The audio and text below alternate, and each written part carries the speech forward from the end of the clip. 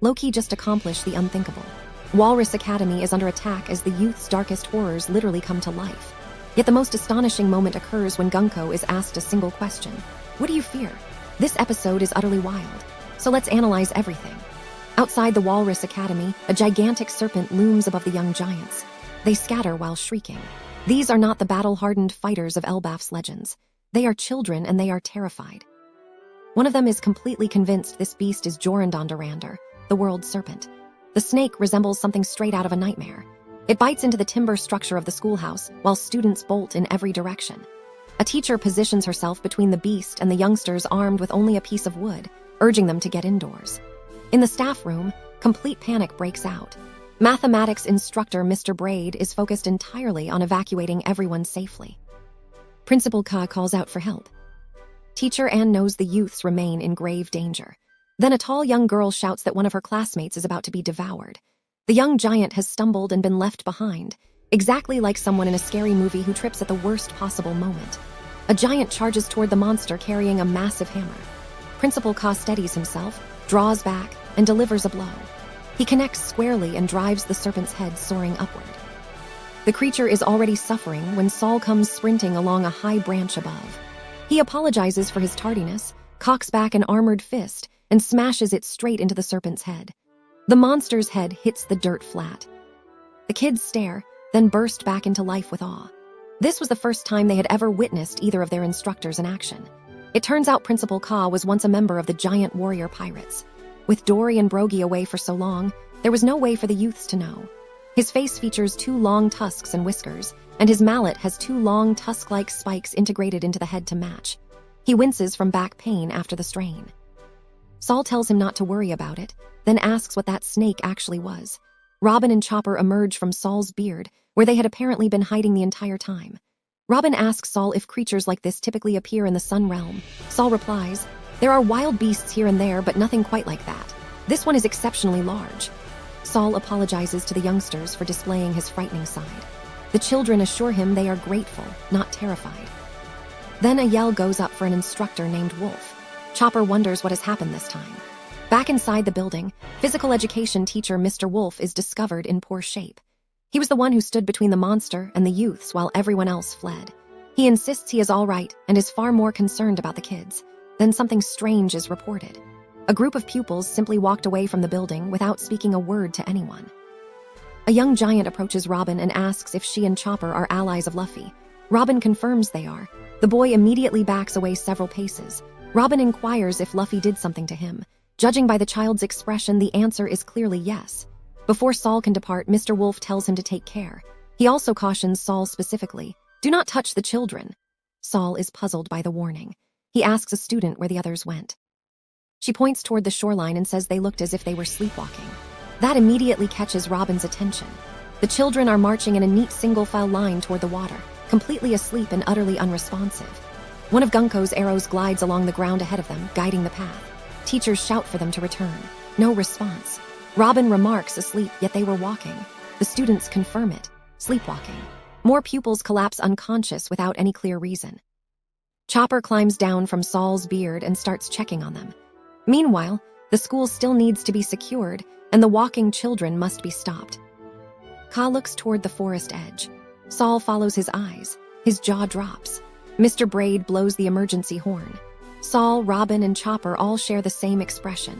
Even more monsters are emerging from the woods, enormous and heading right this way. Ka makes the call instantly. Sound the horn, alert the whole island, and evacuate the school immediately. In the underworld, Loki stands tall. He holds Ragnar in his hands with a single sea stone restraint around his ankle. He tells the group facing him that they are foolish if they believe one cuff can limit his power. Even bound like this, he remains dangerous. He warns them that if they want to safeguard Elbaph, they should release him right now, and he will demonstrate whether that is an empty threat. Harudin screams his brother's name. Luffy stares. Sanji clenches his teeth. Loki tells them to move fast. If he starts striking and hits the right spot enough times, the flames will spread. He knows Elbaph's primary vulnerability just as well as they do. He possesses the power to ruin them all. Then he raises Ragnar and smashes it down against the base of Treasure Tree Atom before anyone can react. Zoro covers his face from a blinding flash. Lightning crashes down from the sky and strikes the exact spot where the hammer landed. Fire catches instantly and surges upward through the branches into the sun realm above. At the festival in the western settlement, a giant reports a blaze breaking out to the south. And wasn't that the alarm horn blowing just a moment ago? JamiUwU states the obvious. Fire is dangerous, telling everyone to hurry and put it out. Back at the Walrus school, Anne comes running to find Saul and Ka. Out of breath, she tells them she recognizes those monsters, every single one of them. Earlier that day, she had asked the pupils in class to draw the things that terrify them most. Everything outside those windows originated from those sheets of paper. The children had drawn their deepest fears. One child declared Loki was the scariest entity imaginable. Another corrected them, arguing it would actually be Nika who destroys the world. The debate escalated.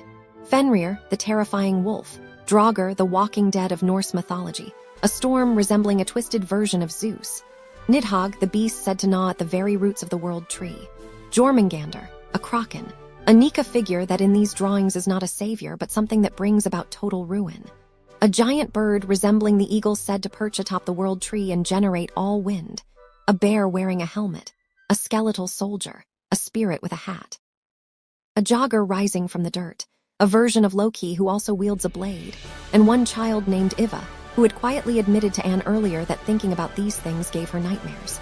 She was the one leading the sleepwalking line. Anne tells Saul and Ka directly, "This is a realm constructed entirely from the children's worst nightmares. Their nightmare realm is standing right outside." Not far away, Gillingham, Summers, and Gunkko observe from a distance. Shamrock is absent from this scene. Gillingham announces that everything is set up and drifts off with sleep symbols floating around him. Summers commends him. Gillingham notes that his power will hold until the children reach the vessels, though he wonders if the adults will manage to reach them in time. Summers laughs, saying that love inevitably involves hurting others. To truly hold a rose, one must be prepared to handle its thorns. Then he turns to Gunkko and asks what she fears most. Gunkko pauses for a moment, then replies, "Nika." Loki ignited the oldest tree in the world with a single strike while still partially bound. The academy is surrounded by living horrors born from children's drawings. The entire island of Elbaph is on high alert, and Gunkko's ultimate fear is already present somewhere on this land. Whatever Luffy does next will reverberate through every layer of what is unfolding above him. That covers everything for today. Thank you all so much for watching, and have a great day. One Piece officially teamed up with SpongeBob at McDonald's, and that what nobody saw it coming, like the Mogger you didn't see coming in the screen to Mogs you to the oblivion. They did Nami dirty. She looks like a buck-toothed burger.